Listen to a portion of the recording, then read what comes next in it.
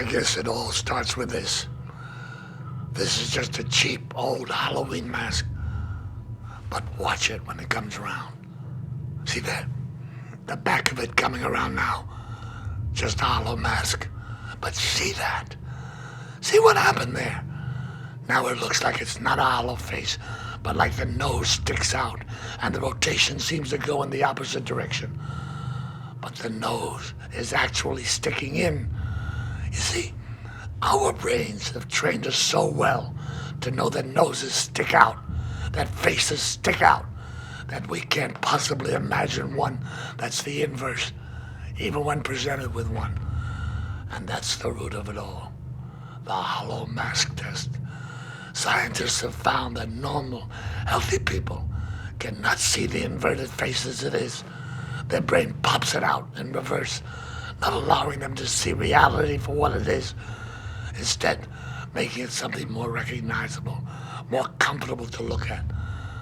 But they also found that schizophrenics, psychotics, and people who are drunk or stoned could see through the optical illusion and visualize the inverted face for what it was.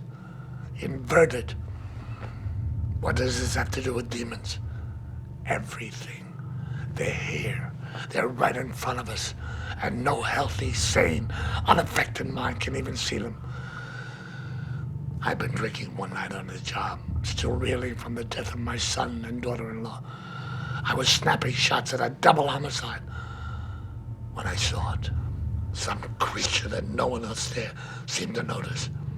I realized that night that not all the hellish crimes in this cesspool of a city were being inflicted on us by ourselves. These things were doing more than their fair share of murder, torture, and worse. Don't know what got into my head. Maybe it was little Clara. She was only 9 when it started. But I'd be damned if I was going to sit back and watch these abominations hurting more decent people.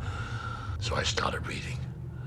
Turns out 3,000 years ago, the Arabs caught on to the same thing I did.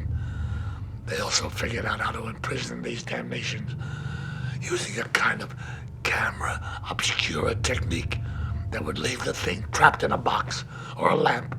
The Arabs called them Tichinis. The Greeks and Egyptians called them demigods. The Christians called them demons.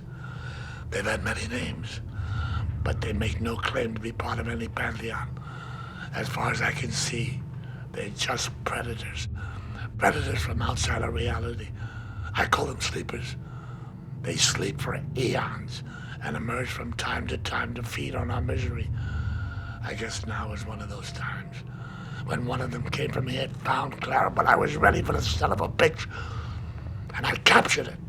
Not in a box or a bottle like the Arabs, but in a photograph. There were 6 demons I soon discovered that plagued the city of Los Angeles. Turns out I've been photographing their work for years. I didn't know their names, but I knew their handiwork. So I gave them names. Splinter, the devourer of healers. Magoria, the consumer of the sick of mind. The Bag, killer of heroes. Mr. Hurt, hunter of children. Mother, murderers of those who comfort. And the Bad Place, that which eats the lost. So far, I have 5 of the 6 imprisoned here.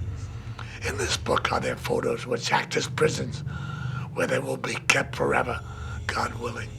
I make this tape as I'm about to head out after the final and most dangerous of the 6, the Bad Place, where I hope to pin down the occupant with this.